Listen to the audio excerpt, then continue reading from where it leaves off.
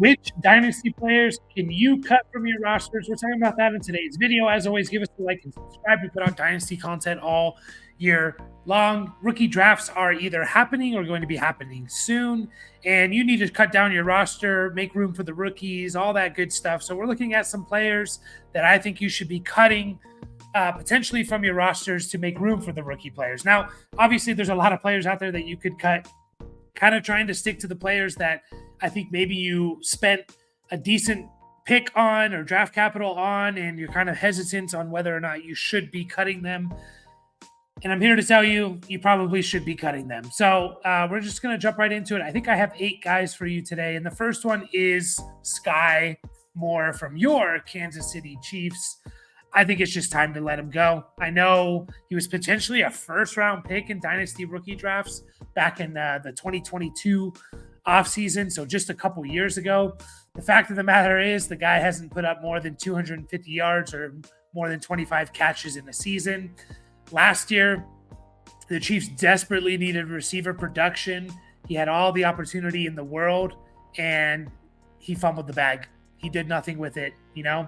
He started off the year playing 60, 70% of the snaps, and he basically ended the year by just not playing at all. So it's time to cut Sky Moore. I know it's tough, but the track record for guys who do nothing their first 2 years, especially when you're paired with the best quarterback in the league and you have the opportunity, it's not going to happen. This is not a Nico Collins situation. You know, he doesn't have Davis Mills throwing the ball. He had Patrick Mahomes throwing the ball. All the opportunity in the world, and it just didn't work out. So it's unfortunate. I liked Sky Moore coming out of college, but it seems like he is, at this point, a dead asset.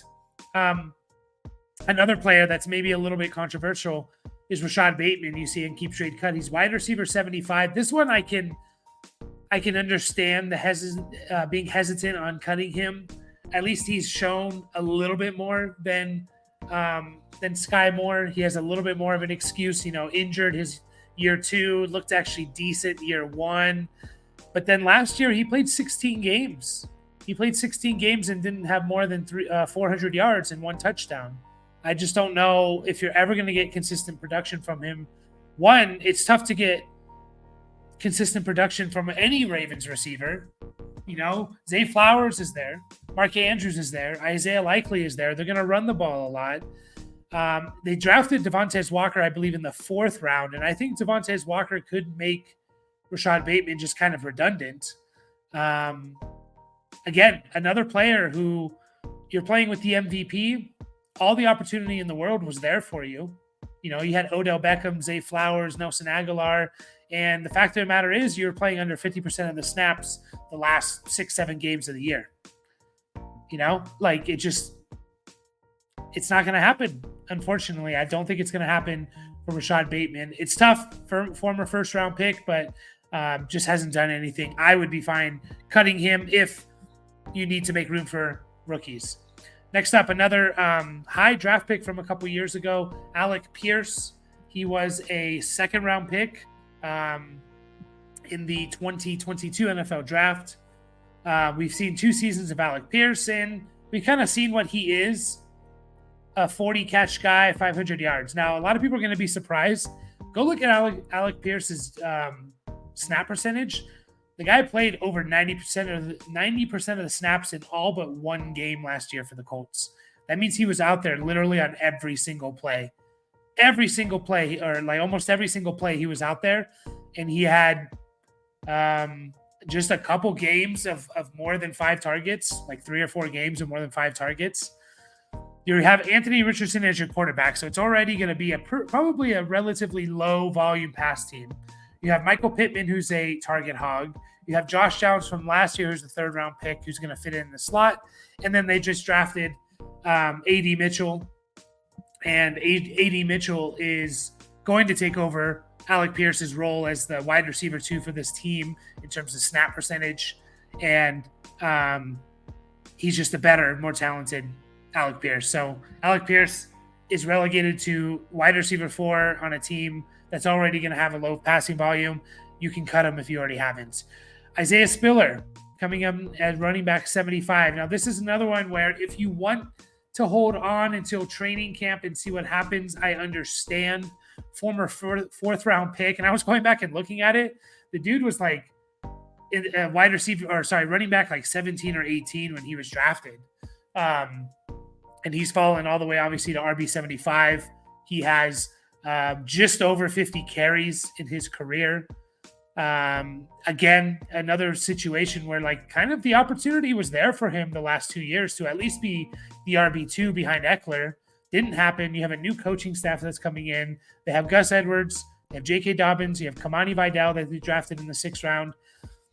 Obviously, if we knew that Isaiah Spiller was going to be the RB2 for this team, we would hold on to him. So if you want to hold out just in case, if you still believe in him, okay. I'm also fine cutting him, moving on, and making room for a rookie. Another former first-round pick receiver, Terrace Marshall. What is that? He's a second-round pick. I'm sorry. He was second-round pick in 2021. I don't know why you would still have Terrace Marshall on your team, but I threw him on here just in case. Another player that's done nothing, hasn't put up more than 500 yards in the season.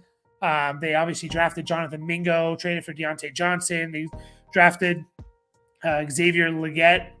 It's not happening for Terrace Marshall. I'm sorry. He should be on your waiver wires if he's already not. David Bell. We're going to go a little bit quick through these guys. David Bell, another player here that you should be cutting.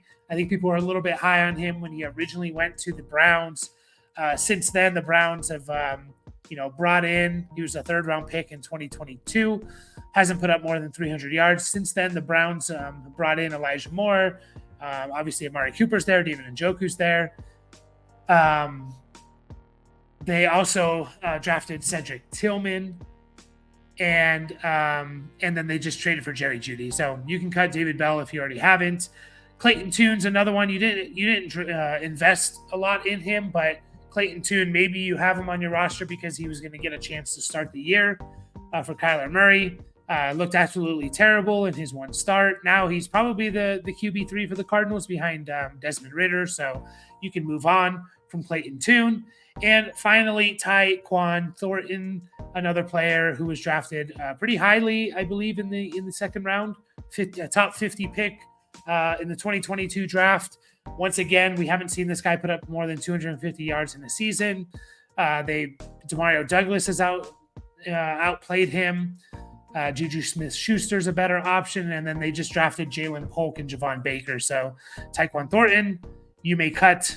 Those are some players that you should be cutting. Of course, there's more out there. These are ones that I thought maybe you invested a little bit of draft capital in them, and you were a little bit hesitant to let them go because of that.